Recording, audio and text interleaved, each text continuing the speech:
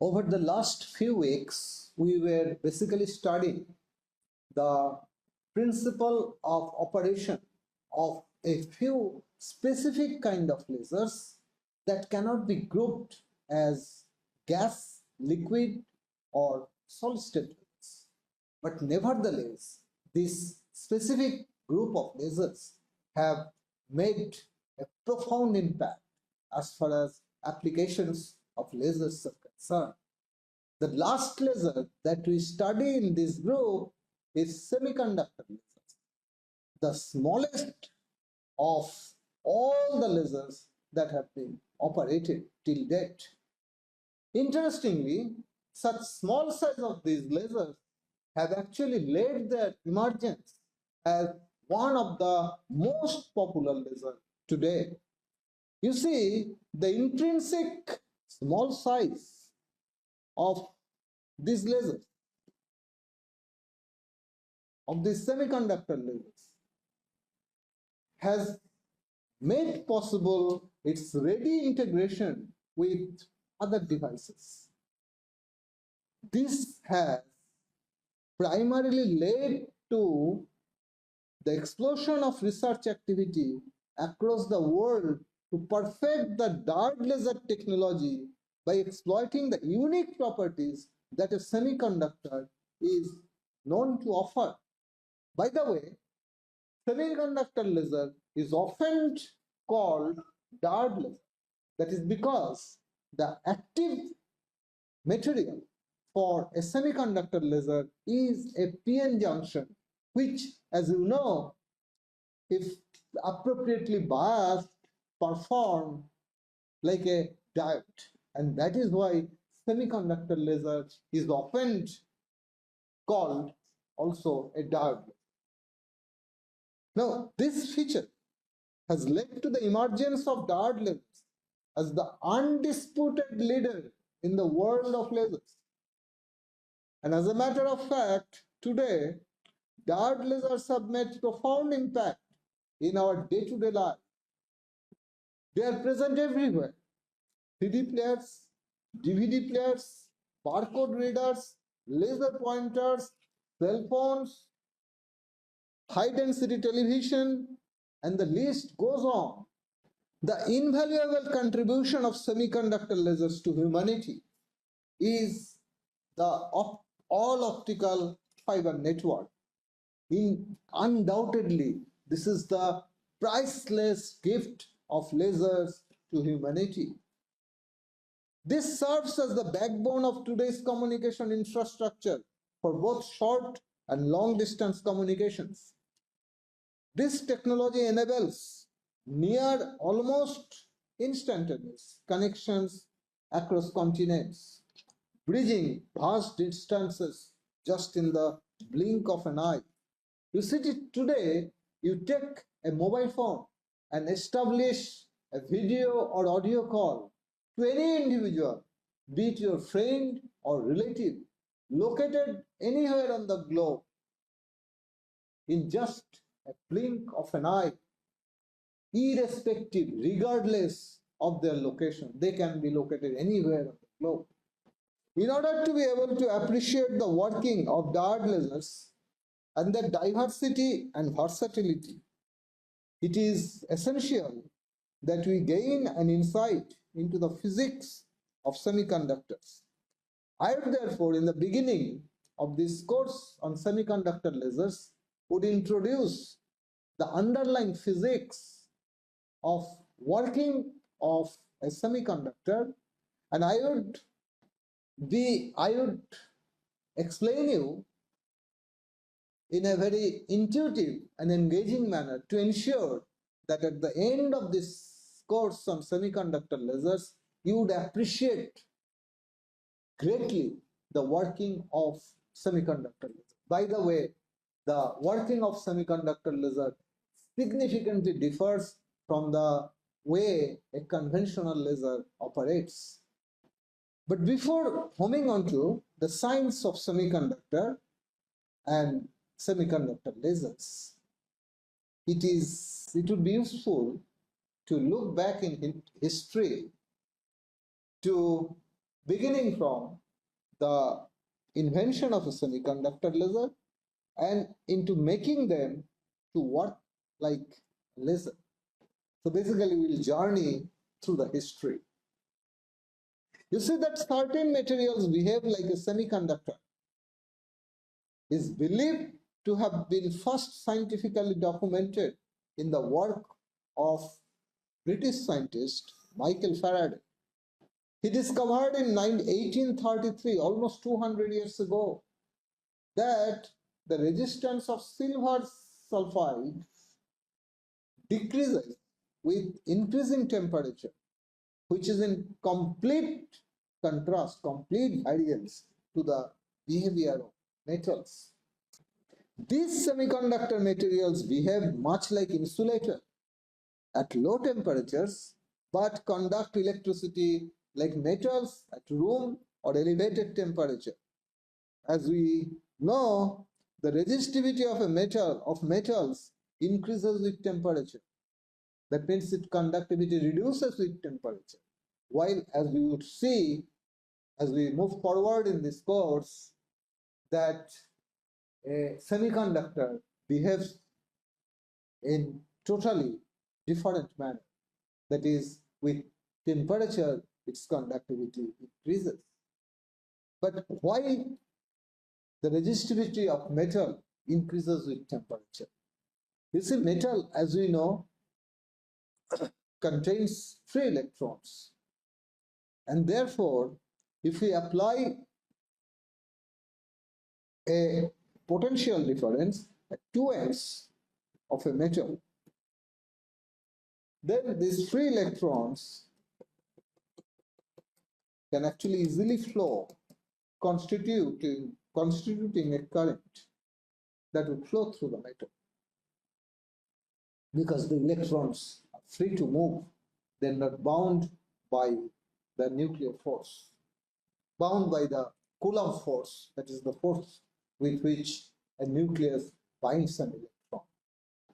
Now, as the temperature rises, the atoms in the metal lattice will vibrate more intensely with temperature.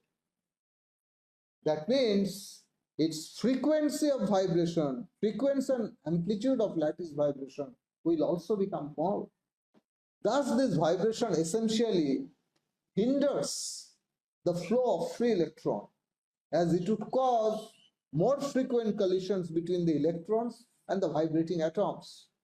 These collisions would essentially make it harder for the electrons to move freely through the metal and result thus in increased electrical resistance. Consequently, the metal's conductivity would reduce as the temperature increases, because the increased atomic vibration essentially reduces the electrons' effective mobility through the lattice. And we would see soon that for semiconductors, it behaves in totally different manner. That is, with increasing temperature, conductivity of the semiconductor reduces. Sorry, conductivity of the semiconductor increases. It, however, took more than a century before the electrical properties of a semiconductor could be manipulated by an American engineer, Russell Shoemaker Old, to build the very first PN junction, which is now ubiquitous. That is, it is present in electronic and optoelectronic devices everywhere. The PN junction, when suitably biased, behaves like a diode and is regarded as the very first semiconductor electronic device. See, when a PN junction, so this is the PN junction, we'll come to this in a while, but I just show you when how a PN junction behaves, or when a PN junction behaves like a diode. If you bias it in such a way that you connect the N side of the junction to the negative electrode of the battery and P side to the positive electrode. Then a current will flow through this. But if you reverse the polarity, that is, you connect the N side to the positive terminal and the P side to the negative terminal, then there won't be any flow of current. Of course, there will be some residual flow of current. This is called reverse bias current, which is very small. So it conducts electricity in one direction and doesn't conduct the other direction. So it behaves like a diode. So the PN junction, when suitably biased, behaves like a diode and is regarded as the very first semiconductor electronics device. The transistor, that is essentially a variant of the PN junction, that, as we know, has brought a revolution in electronics, a real revolution. And it is not surprising that the 1959 Nobel Prize in Physics was awarded to its 1948 inventors, William Bradford Shockley, John Bardeen, and Walter Hauser Brattain, the Nobel Prize in Physics. It is of interest to note here that Bardeen is the only person till date who was awarded twice Nobel Prize in Physics. His second Nobel Prize in Physics came when he teamed up with his co-workers, Cooper and Schrieffer, when they explained the underlying physics of superconductivity. This, as you know, theory is now popular as BCS theory of superconductivity, Bardeen, Cooper, Schrieffer theory of superconductivity. Well, this was just as a matter of interest. Now, the credit of inventing light-emitting diode goes to Nick Holoniak, an American engineer who in 1962, while working with General Electric, was successful in generating spontaneous red light from a forward bias PN junction of gallium arsenide semiconductors. So what they basically did, such a forward biased PN junction, that is, the P side is connected to the positive end of the battery and N side to the negative end. So in this configuration, they found that under certain operating condition, this emits light all around it. I should rather not draw it like this. The light basically emits from the periphery, the junction.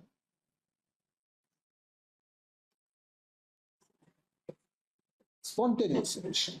So the light from it travels in all possible directions. We will come to this in more detail as we move forward in the course. So this is called light emitting diode, abbreviated as LED. That means when a PN junction, this diode is forward biased, then under certain operating condition, it can actually emit light. So you make a semiconductor emit light. And incidentally, in 2006, the American Institute of Physics announced 5 most important papers in the journals published by it, that is American Institute of Physics, in the journals published by American Institute of Physics, since this institute was founded 75 years ago. And one of these 5 papers happened to be the Applied Physics Letter paper that Holniak co-authored with his colleague to report the creation of the very first light emitting diode in 1962. So it signifies the impact that this particular work had made in the world. This operation of light emitting diode provided a major impetus to build a semiconductor diode laser. Why? Because by then, by 1962, it was quite well known that the photons emitted by spontaneous emission can be made use of seed photons to initiate stimulated emissions in a population inverted medium, prerequisite for the amplification of light. And because the LED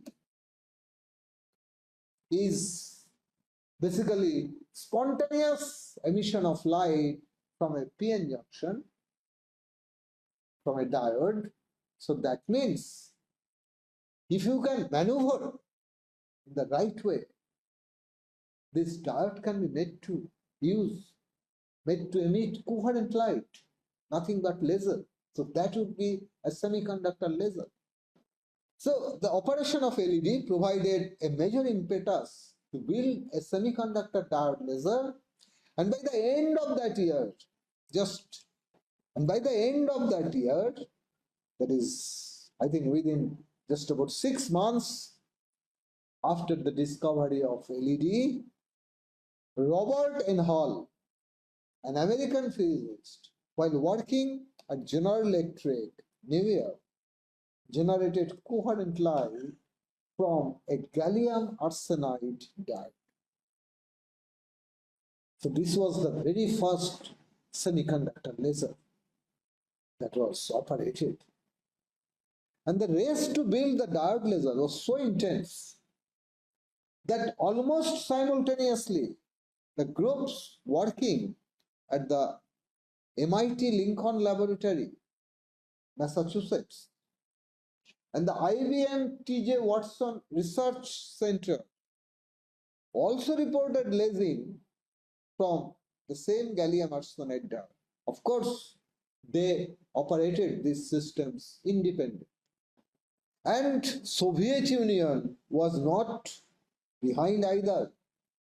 As in the early 1963, Biswas and his associates developed the same gallium arsenide diode laser at the Lebedev Physics Institute in Moscow. So you see, within just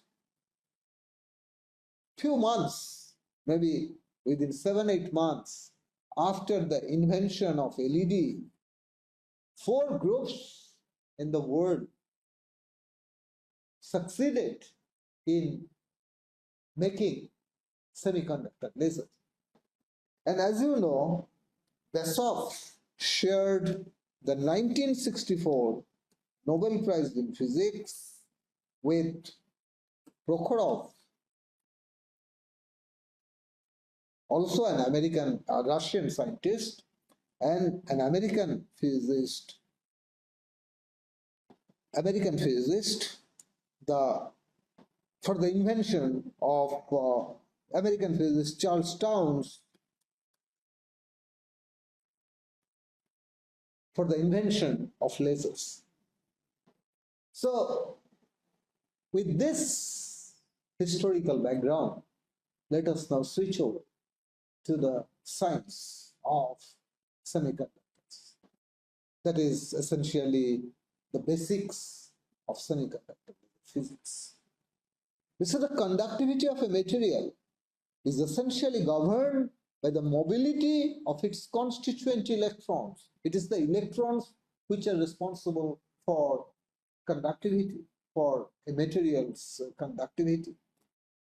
And in particular, which electrons? The ones that are furthest from the nucleus of the respective atoms. Because these electrons, the electrons which reside in the outermost orbits, are the most loosely bound, as they are attracted by the nucleus with the least force. It is the Coulomb force of attraction. Now, to determine the energy levels of such electrons, of the isolated atoms, when they are brought closer and closer to form a solid, we consider the simplest case of two hydrogen atoms separated by a distance r. But before we do that, let me very quickly refresh our memory on the way electrons are distributed among various energy levels. Let us consider two cases. That is, consider two atoms. One is hydrogen atom, which is the simplest of all atoms, as it has only one proton in the nucleus and therefore only one electron. That is hydrogen atom.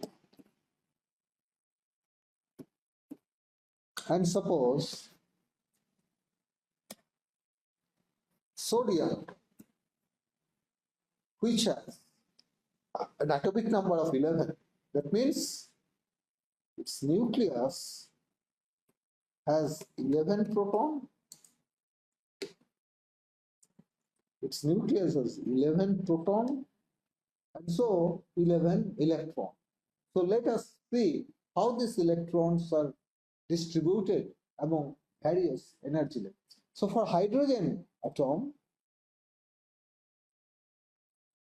this is the nucleus and there is only one electron which is rotate around its nucleus. This is the electron and this is the nucleus which has one proton. So this electron, now we know that the electrons can reside only in some discrete orbits which has also discrete energy because the energy is quantized. So if this is n equal to 1, then we know for n equal to 1, the corresponding value of L is 0. L can have only one value, which is 0. For each L, there can be 2L plus 1 subshell. So for L equal to 0, the number of subshell will be 1, which is identified as S subshell. And the total number of electron that can reside on one subshell is given by this number, 2 into 2L plus 1.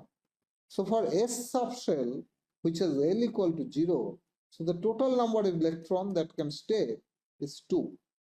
So here 2 electrons could have gone, but only one electron is there. So we will call it N, that is principal quantum number, A1, then value of S is, L is S, and then we have one electron. Now for sodium atom, there are 11 electrons. This is sodium. So the first orbit, which is n equal to 1, once again like hydrogen, it has for n equal to 1, this is the S subshell, and of these 11 electrons, this has, there can be 2 electrons, because for S, L equal to 0, so total number of electrons that can go into this It's 2 into 2l plus 1, which is equal to 2. So 2 electrons goes there. Then the next principal quantum, which is n equal to 2. So L can have the value 0 and 1. So 0 means, once again, the subshell will be denoted as S. So in this, once again, 2 electrons can go, because it is S subshell for which L equal to 0. So we will call it 2 is the principal quantum number, 2s2. Then for this principal quantum number, the next subshell has the value L equal to 1. So which is denoted as subshell P. So where, because L equal to 1, so total number of electrons that can go in P subshell equal to 2L plus 1, which is equal to 2 into L is 1. So 2 into 1 plus 1. So 6. So then in this, there will be 6 electrons. 1, 2, 3, 4, 5, 6. So we'll call it 6, 2, 2, P, 6. So then,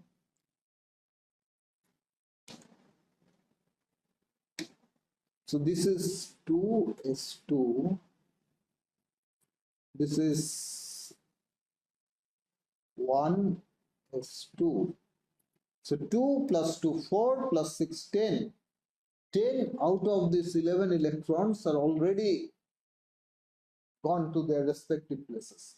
Then only 1 electron is left. It goes into this third principal quantum number, that is n equal to 3. So this is the S subshell, and there is only 1 electron. So 3s1. So you see, this is how electrons are distributed among different shells and subshells. So now let us return back to our problem. That is, we want to determine the energy level of the electrons of an isolated atom. And we want to see how these energy levels are affected as we bring closer and closer another atom to form a solid. To understand this, we first consider the simplest case of hydrogen atoms separated by a distance of r. So I end here today, and in the next class we'll begin from here, and we'll see how the energy level of an isolated atom is affected as we bring the atoms closer and closer and pack them together to form a solid.